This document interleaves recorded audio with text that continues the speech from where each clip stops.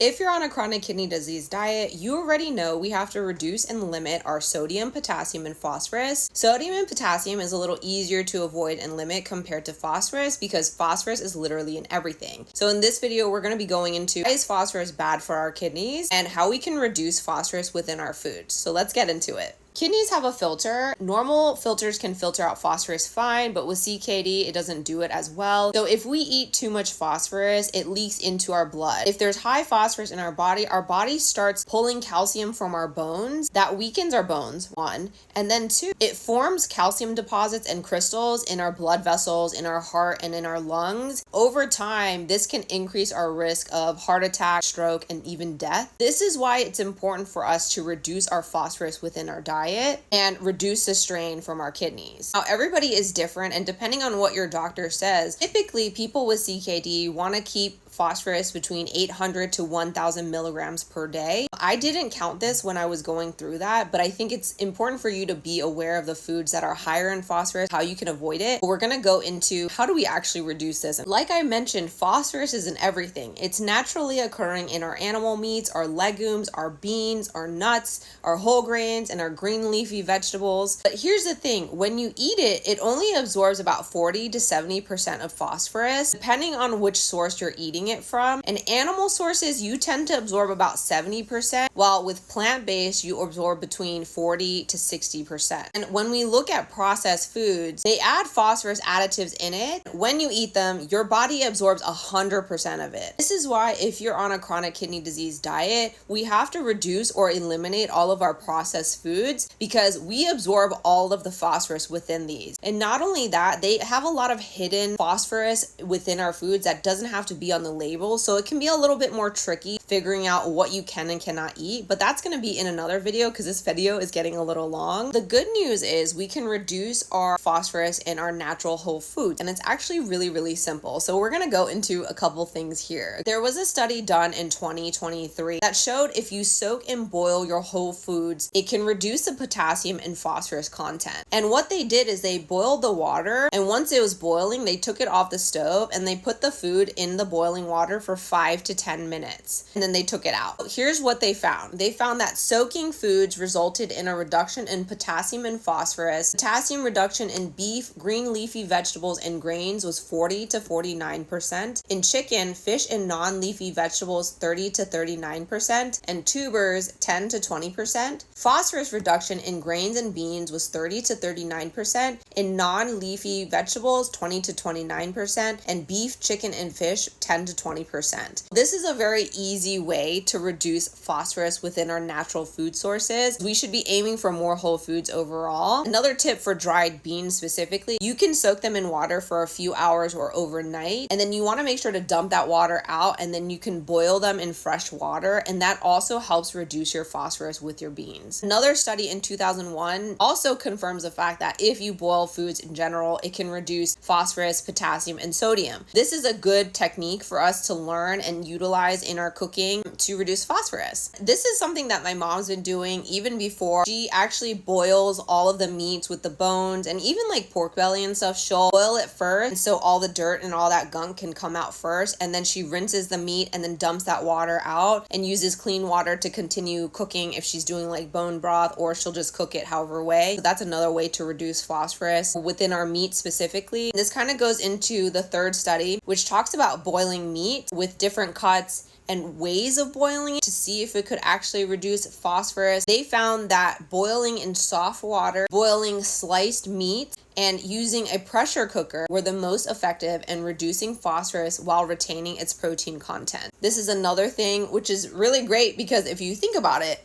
hot pot is a really great option. All the meat is sliced. Also need to boil all the vegetables, boil everything. So that's a really simple way to have a simple meal. If you're like, hey, what do I do for my meal? Try to do that and then have like a bowl of rice with it. The only thing with that is if you're doing hot pot, you can't really drink the soup, and you have to watch out for the sauces and the sodium in the soup that you're using, that you're cooking with. But otherwise, I think hot pot is a very simple meal idea for us to reduce phosphorus and is a good example of what we can do. So overall, like I said, we want to try for a whole foods diet. So try out these tips to reduce phosphorus. Luckily, it also reduces potassium and sodium too. There's a lot I have to say about phosphorus additives, so we're going to be making that into another video, so make sure to follow for that, and I will see you in the next video.